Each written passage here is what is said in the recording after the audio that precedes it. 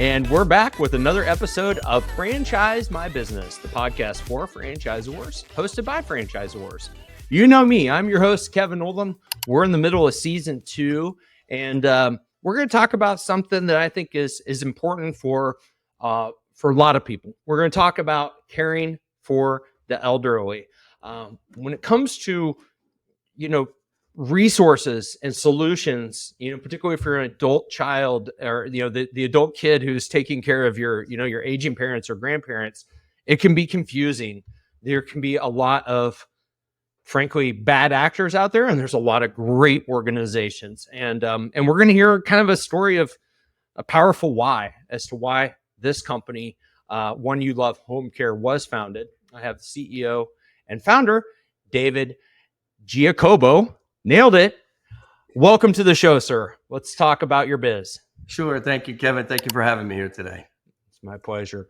I want to talk about your founding story. It's not one that it's deeply personal. Sometimes these founding stories are really positive, and yours wasn't, but it led you to building a positive organization. So let's talk about why you founded this business. Sure. Absolutely. So unfortunately, the main reason why I started this business is because of personal tragedy that happened with both my grandparents. My grandfather, we had placed him in a nursing home, and in a nursing home, they line you up, say 10, 12 individuals, and you sit in front of a nurse's station all day. But he was active. He wanted to get up and he wanted to walk around, but they didn't want to watch it. So one day they decided they were going to strap him in a seatbelt. And unfortunately, while they strapped him in his seatbelt, he went to get up to go for a walk, not realizing he was restrained. So as he went to stand up, the wheelchair flipped. And as the wheelchair flipped, he fell with it, broke his neck, and unfortunately died right there on the spot. Oh my gosh. And that was the unfortunate part. And the second part to this tragedy, believe it or not, had to do with my grandmother shortly after that. My grandmother was 93 years of age, and I, even to this day, said she probably would have lived to be 100. She was on no medicine. She didn't suffer from dementia, Alzheimer's, or anything like that. She was just aging. So we weren't going to put her away into a facility. So we made her go live with my mother. And I hired a local home care agency in the area just to provide care. So this way it could give my mother a break throughout the day. Mm-hmm. And the only thing the caregiver wanted to do was watch Jerry Springer and text on the phone all day. And unfortunately, my grandmother was about 5 feet away from this caregiver on the commode. And as she's going to get off the commode, the caregiver is just looking down, playing with her phone, not even paying attention. And as my grandmother gets up, unfortunately, she lost her balance. She fell. The commode fell on top of her. She broke her hip. She developed pneumonia and died within 3 weeks.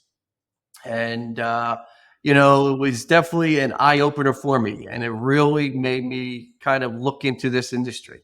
I come from a whole family of doctors. My dad was a doctor. My brother's a doctor. My sister's a nurse.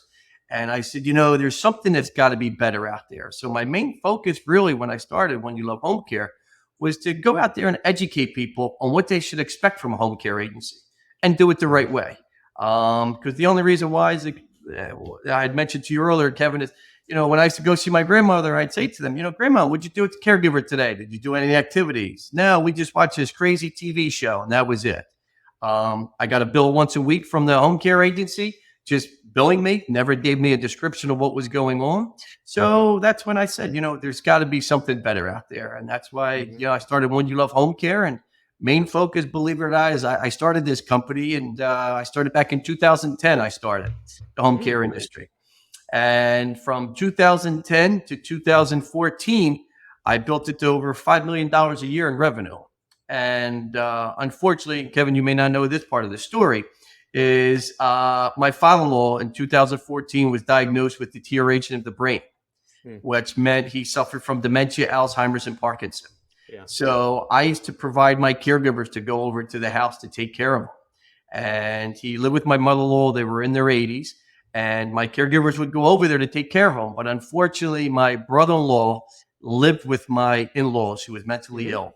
And what would happen is when my caregivers would go into the home, my brother-in-law thought in his mind that he should be able to, could be and should be the one who's taking care of my father-in-law when really he couldn't. So he was kicked the caregivers out. So me and my wife found ourselves running back and forth trying to put the fires out. and it started taking its toll on us. And I said to my wife, I said, you know what? We're fortunate enough to be in a position we're in. I sold that business in 2014, and I had my father-in-law, mother-in-law come live with us. We became their primary caregivers from 2014 to 2016. And unfortunately, is when the illness got the best of my father-in-law. And I did things with him that I never thought I'd be doing, changing diapers, washing him, helping him go to the bathroom, whatever it may be. But it really kind of put things in perspective for me, because it also made me realize what my caregivers were going through. Not that I never had, I mean, I had the utmost respect for them, because it's not an easy job. Right. But it was just something that I did, and I enjoyed it. And unfortunately, after my father-in-law died in 2016, I kept on getting called back into this business, because to me, this was never a job. I started because of a personal tragedy, and I enjoy this. I like getting feedback from people saying to me, you know, thank you for doing what you're doing. It's nice to know while we're at work, mom or dad is being taken care of. And that's what I did. And then my main focus was to build it up. And I wanted to take this across the United States and start franchising. And that's what, you know, to this point right near, as of today, February of 2024, 15 franchisees, 23 locations.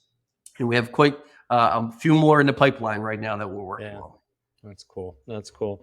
Yeah, I mean, it's powerful. You and I share a lot of similarities in dealing with those diseases of the brain, you know, that cause people to, you know, my mother passed away of Parkinson's. We've had Alzheimer's. My grandma had Alzheimer's. Those are tough diseases. Like, they're super, super challenging to help people navigate. Your guys' business model is one where I assume, having people that still are kind of aging in place in their home, and people, your caretakers are coming to their homes. Is that correct? That is correct. Yeah, we do both. So we can actually go into facilities to provide care, one-on-one care for clients, whether in rehab facilities, independent living, assisted living facilities, or most likely is where, you know, seniors today, studies even show being in the privacy of their own home is where they want to be. They're living longer. And that's where they want to be. So our caregivers, we can go in there providing either hourly care or also live-in care, which is around-the-clock care for them, which is more affordable than going into an assisted living facility. Yeah, assisted living facilities are off the charts in terms of the investment to send somebody to them. And I understand why. I mean, it's not, you know, our medical system in the United States is not designed to be economical. Let's put it that way. Well, that's exactly it. And unfortunately, even COVID changed the dynamic of this industry, because, you know, it's caregivers now, they don't want to go into these facilities. And the reason why is for what their wages, hourly wage that they get paid for. They're taking care of 13 to 15 clients on the floor, where they can go provide one-on-one care for a client in the home, less stressful, and still receive a better wage than what they would in a facility. Yeah.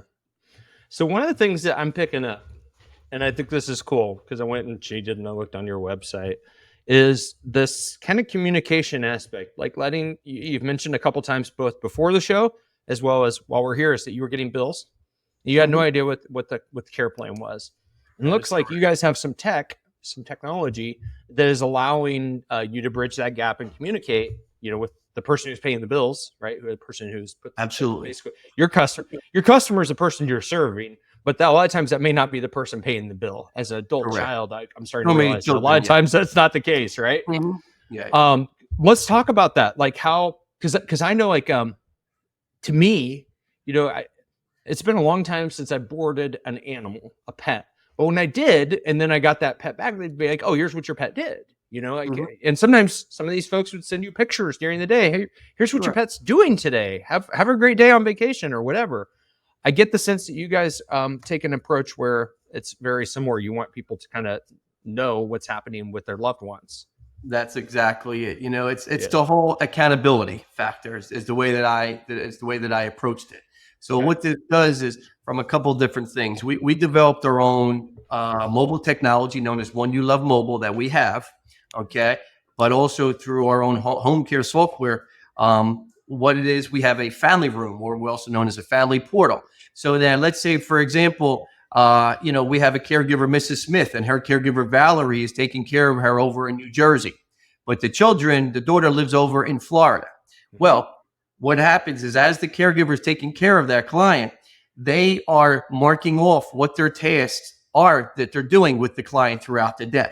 Okay. Cool. Which is good because they do have a care plan that they have to work off of each day. So through our mobile app, it gives them this care plan when they walk in each morning.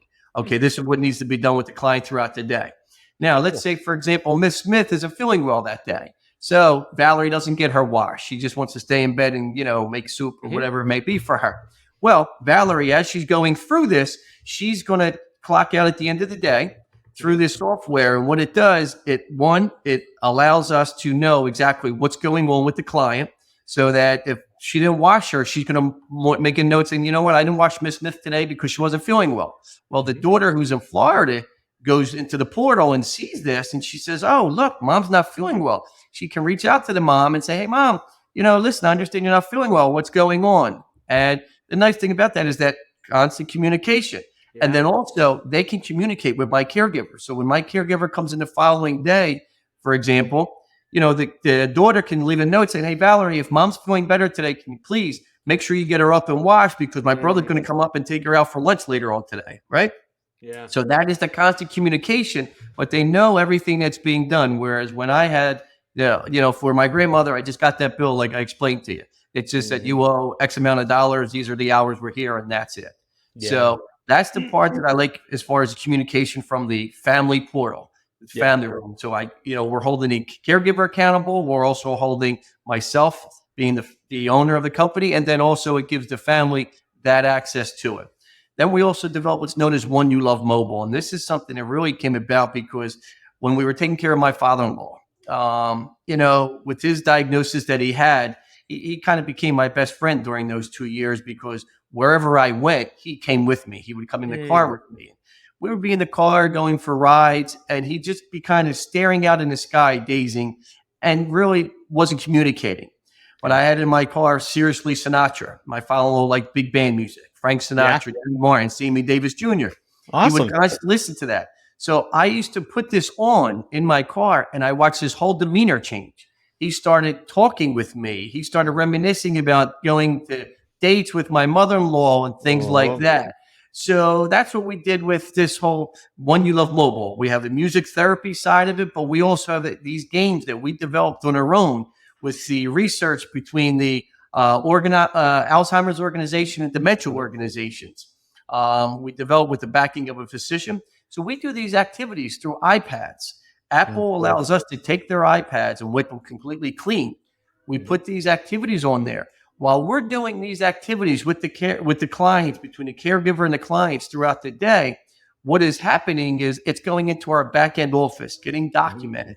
We can see how they're scoring, whether it's, they're scoring well, they're not. And the family gets an email every Sunday or every Saturday. They get an email of what was done with their mother or their father throughout the week, with also with these activities and what they scored, so that they can go and provide this to the doctor when they have a doctor's visit to say, look, this is what's going on with mom here.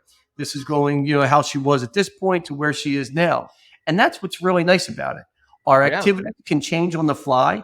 If, you're dealing with clients that have Alzheimer's, for example, these activities can become a little bit difficult. So our software is actually examining it, and we could actually make these activities get a little bit easier for them. So that this way, if they're getting frustrated and they're taking the time, we can make it easier on the fly because we're also tracking time and how long it's taking them. And that's what's nice about something like this. That's really cool. I mean, I actually love that for a number of reasons. I mean, number one, for your clients and their families, it's awesome. Like I think it's a huge differentiator. But secondly, from a franchise or perspective, and moreover, from the franchisees that you serve today and the ones that you want to serve in the future, it's competitive differentiation as well. And so I would think that it would, like I'm thinking back to like when my brother and I were brainstorming when my mom was sick and we thought she was just going to have to go to like a long-term care facility, and looking at all sorts of financial moves and talking to people and all these things and evaluating this landscape. If I would have heard somebody say, hey, if we were looking at different solutions, hey, we're going to come to your house and here's what this is going to look like. And by the way, my brother who lives in Ohio, not near Kansas City where my parents are, and I am, could get that email and know that things are going well while I'm boots on the ground and seeing it, it just would have been a remarkable experience for us in entering that next phase of life that we didn't want to enter. Nobody wants to go there. Sure. But if you want to go there, having as many guardrails and things that make the process better, I guess, probably makes recovery, not even recovery, just the care process a little bit easier for this family with stomach. So that's really cool. That's exactly it. And the main reason why I go out there, because when I knew I wanted to franchise this business, I'm the new guy in the block, right? So we needed a differentiator, because in this industry, I've been involved in the senior care industry since 1991. As various aspects with other businesses that I used to have. But what ended up happening was I knew I needed to be a differentiator. So because what happens, Kevin, when you go out there and we go out there and we do sales, you can be from Kevin's Home Care saying, hey, listen, I'm a nice guy. I got the best caregivers. Please use me. I can go in there and say, hey, I'm David from When You Love Home Care. I'm a nice guy. I got the best caregivers as well. But also we have something, mobile technology known as When You Love Mobile, which is really our differentiator. And I can give you a little story. I have one of my franchisees who was actually the second franchisee that came on board. And we're going back, and when we go through this process with potential franchisees, I handle all the calls because I want them to meet the founder of the company, but also I think it's just the way that I do business. I'm very involved in my business. And this gentleman had reached out to me and he said, David, do you have time to talk today? And I said, sure. And matter of fact, his name was Kevin as well. And he said to me, he says, I want you to know something. He says, I'm looking at 3 other senior care franchises. He said, I'm looking at one that has 250 locations. I have another that has over 400. And I have a third one that has close to 1,000 locations. He said, and you're the new guy on the block with just one franchisee at this moment. Why the heck why should I consider you? Basically, that's what I hope would be coming out of his mouth. And he said to me, he said, after going through and researching and speaking with you as well as the other 3, he says, I realized something. He says, even though you're the new guy on the block, you're ahead of everybody else. He says, because you have this technology that's part of it. And I believe that this is the way of the future. And I said, Kevin, you're perfectly right. This is. And he says, I want you to know something. He said, after doing this research, he says, you're doing a couple things as well. He says, you're ahead of the curve, but you're also setting up all your franchisees for success, especially when they're going to do a sales side of the business. And I says, 100%. He says, I want you to know, as of today, I'm signing on as your second franchisee. That's awesome. And, when I heard that, I really, you know what? It really solidified what I'm doing and said I'm doing it the right way. And this is where we are today. And it's this industry is great. Like I said, I love this. To me, it's not a job. It's just something I enjoy. Well, we call this I'm in a period of a lot of intentional like personal growth and whatnot. And so I've been studying a lot of like philosophy, things like that. And there's a Japanese term for kind of doing what you're doing and what I'm doing when it doesn't feel like work. Have you ever heard of ikigai? Ikigai. No, it's like this. You can look it up. It's this concept. It's a Japanese concept where you find yourself in this perfect alignment of like things that the world needs, your vocation, what makes you feel alive, what people will pay for. It's like this perfect intersection where very few people are able to reach it from a vocation perspective, like from what they do for a living. But when they come in and it doesn't feel like work, it feels like it's a calling, it's play. You get, you hear people talk about it's easy to get into the flow state. Like when you're in that place, it's like, man, you have found your alignment in your business and everything. And that's a place that I think a lot of people want to get, and it is hard to get there. The second thing I want to honor you for is the fact that you built something. You built it out of a deep wound, a pain point that you experienced personally, tragedy. And you looked around and you said, all right, there's entrenched players. I mean, those huge systems that you just mentioned, David versus Goliath, how am I going to do it? I own a marketing company called DeFactory. It's a combination of the words differentiation and factory. For a decade, I've had a company named that way because I've always believed that in the most commoditized markets, if you have distinct points of differentiation, you can carve out market share. And that point where that guy, your second franchisee, Kevin, said that, you demonstrated the fact that differentiation, you can go out and you can borrow market share from the other guys. You can steal it. Sure. And it doesn't matter if you're this huge company yet. And so that's awesome. I love seeing, that's one of the things I love helping like people understand is that you can have the most boring business on the planet, but even let's use a car wash for an example. Car wash. I went to a great car wash yesterday. My favorite car wash sold. Do you have you don't have Quick Trip in Philadelphia, do you? Not in Philadelphia, no. Oh man, best convenience store chain on the planet.